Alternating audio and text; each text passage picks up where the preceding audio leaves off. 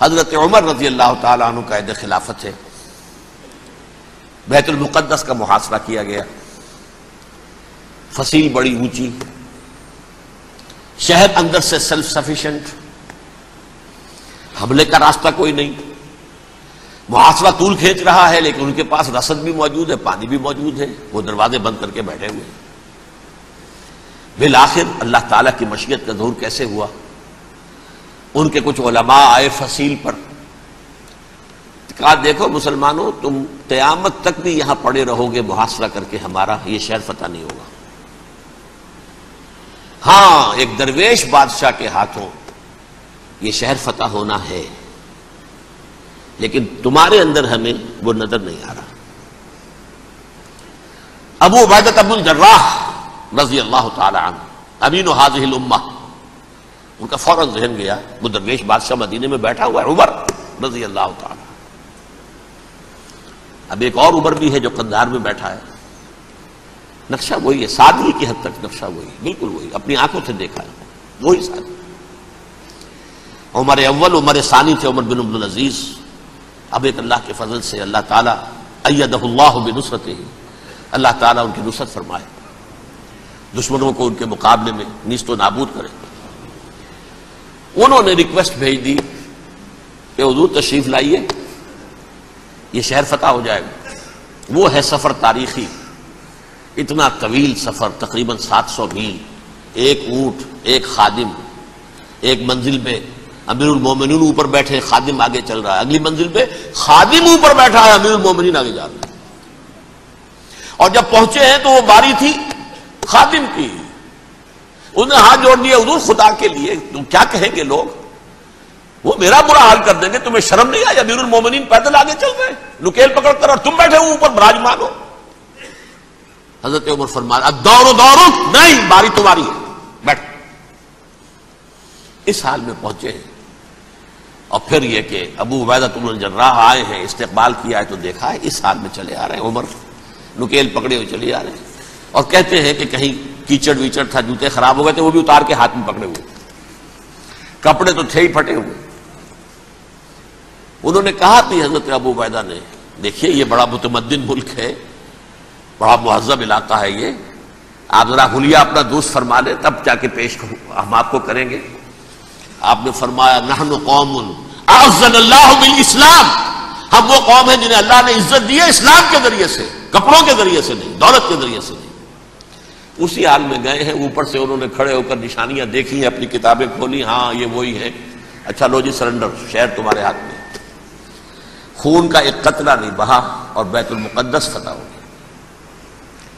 لیکن اس وقت حضرت عمر نے ایک نرمی یہ کی کہ یہودیوں کے لیے بھی اسے اوپن سٹی قرار دے دیا۔ یہ احسان عظیم حضرت عمر کا، اس سے پہلے یہودی آ ہی نہیں سکتا تھا، داخل ہی نہیں ہو سکتا تھا، وہاں وہ آ کر وزٹ نہیں کر سکتا تھا، زیارت نہیں کر سکتا تھا اپنے مقدس مقامات کی۔ حضرت عمر نے یوں سمجھیے کہ تقریباً 550 برس کے بعد ان کے لیے راستہ کھولا ہے کہ ہاں تم آ سکتے ہو، زیارت کر سکتے ہو۔ لیکن یہ عیسائیوں نے لکھوایا معاہدے کے اندر، انہیں یہاں آپ آباد ہونے کی اجازت نہیں دیں گے، لیکن کم وزٹ دی پلیسز، دیکھیں زیارتیں کریں اور جائیں۔ یہ معاہدہ حضرت عمر کا ہے رضی اللہ تعالیٰ، جو پھر خلافت راشدہ کے بعد بنو امیہ نے بھی اس کو آرڈر کیا، بنو عباس نے کیا، پھر جو ہمارے یہ ترکوں میں اندر خلافت آئی تو ترک خلفاء نے بھی اس معاہدے کی پوری پابندی کی۔ فلسطین میں آ سکتے ہیں یہودی، صرف زائرین کی حیثیت سے، وہاں آباد نہیں ہو سکتے۔ اب آئیے اگلا دور آیا حضرت عثمان کا دور خلافت۔ یہ ہے وہ وقت کہ اب یہود نے امت مسلمہ کی پیٹھ میں چھڑا ٹھوکا۔ وہ کیسے؟ ایک یہودی عبداللہ ابن سبا اسلام کا لبادہ اوڑھ کر آ گیا، معاشرے کا جائزہ لے لیا، ان میں بنو ہاشم اور بنو امیہ میں جو پرانی کشاکش تھی اس کے کچھ نہ کچھ جراثیم باقی ہیں، اگر ان کو ذرا بھڑکا دے تو مسلمانوں میں انتشار پیدا ہو جائے۔ کہا یہ عثمان کون ہے؟ یہ تو بنو امیہ میں سے ہے، یہ حق تو بنو ہاشم کا ہے، خلافت ان کے پاس ہونی چاہیے، محمد کے تو رشتہ دار وہ ہے صلی اللہ علیہ وسلم۔ عوام الناس کے اندر بات پھیلنی شروع ہوئی، پھر ایک بڑی سازش کے انداز میں حضرت عثمان کے خلاف پروپیگنڈا، حضرت عثمان کے جو عاملین تھے، گورنر تھے، ان کے خلاف پروپیگنڈا، اور ایسی ہوشیاری کرتے تھے کہ کوفے میں کوفے کے حاکم کے خلاف کچھ نہیں کہنا، اجی مصر میں یہ ہو رہا ہے، اجی شام میں یہ ہو رہا ہے، اجی یہ جو عثمان ہے وہ یہ کر رہا ہے، یہ ظلم ہو رہا ہے، یہ لوٹ مار ہو رہی ہے، یہ خیانتیں ہو رہی ہیں۔ اب نہ تو اس زمانے میں مینز آف کمیونیکیشن، کیسے تصدیق کریں؟ افواہیں تو آپ آج کراچی کے اندر شروع ہو جائے تو پتہ نہیں چل سکتا کسی کو کہ کیا اس میں صداقت ہے کیا جھوٹ ہے، اور بری بات جو ہے فطرت انسانی کی کمزوری ہے وہ فوراً قبول کرتا ہے، کسی کے بارے میں اچھی بات ماننے کو تیار نہیں ہوتا لیکن بری بات تو فوراً تیار ہے۔ بہرحال یہ فتنہ انہوں نے اٹھایا، حضرت علی کی الوہیت کا فتنہ اٹھایا، حضرت عثمان کے خلاف الفتنۃ الکبریٰ برپا کیا، حضرت عثمان شہید ہوئے۔ اس کے بعد 5 برس تک مسلمان ایک دوسرے کی گردنیں کاٹتے رہے، باہمی خانہ جنگی ہوئی، امت کو وہ زخم لگایا ہے جو آج تک جس سے خون رس رہا ہے۔ یہ شیعان عثمان اور شیعان علی تھے جو بعد میں پھر سنی اور شیعہ ہو اور آج تک ہے۔ فتنہ کس نے جگایا؟ ایک عبداللہ ابن سبا یہودی اور اس کے کارندے، شیطان کا ایجنٹ، اور انسانوں میں سے بھی اس کے جو بھی حواریین تھے اور شیطانوں کے اندر سے بھی تھے، انہوں نے بھی اس آگ کو بھڑکایا۔ یہ آپ سوچ لیجئے کہ یہ کس نے وہ زخم لگایا؟ یہودی۔ اگلا دور آیا، خلافت راشدہ ختم ہوئی، بنو امیہ کا بھی دور کافی گزر گیا۔ طارق ابن زیاد 712 عیسوی میں حملہ کرتے ہیں اسپین پر۔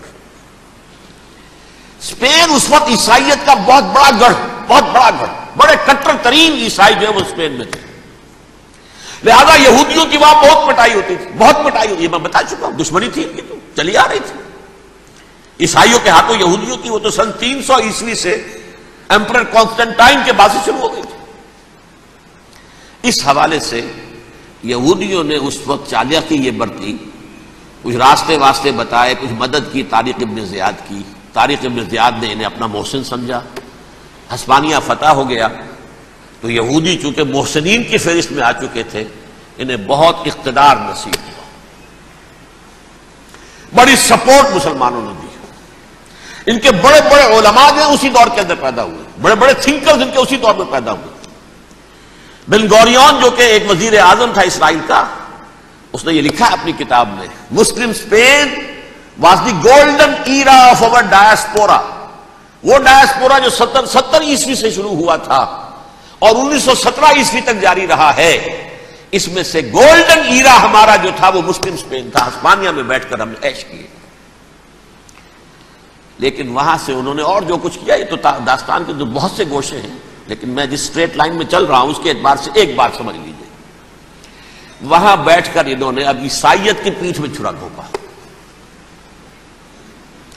پروٹیسٹنٹ مذہب پیدا کیا، تقسیم کر دیا، جیسے شیعہ سنی کی تقسیم، عبداللہ ابن سبا، رومن کیتھولک اور پروٹیسٹنٹ کی تقسیم، یہودی علماء۔ ہوتا کیا تھا، ہسپانیہ کی یونیورسٹیاں ہیں، کارڈووا میں ہے، ٹولیڈو میں ہے، گریناڈا میں ہے، غرناطہ، قرطبہ، تولیتلا، اور وہاں آتے تھے لوگ، فرانس سے چلے آ رہے ہیں نوجوان پڑھنے کے لیے، جرمنی سے چلے آ رہے ہیں، اٹلی سے چلے آ رہے ہیں، 3 ہی ملک قریب ترین پڑھتے ہیں سینٹرل جو یورپ کے ہیں۔ یہاں پر جو ہے وہ اسلام جو نور پھیلا رہا تھا اس سے بھی مستفیض ہوئے، جہالت کے جو ہے پردے ان کے وہ چھٹے، اس کے ساتھ ہی وہ یہودی وہاں ان کے اندر جو جراثیم داخل کر رہے تھے وہ اس عیسائیت کے خلاف بغاوت جو اس وقت دنیا میں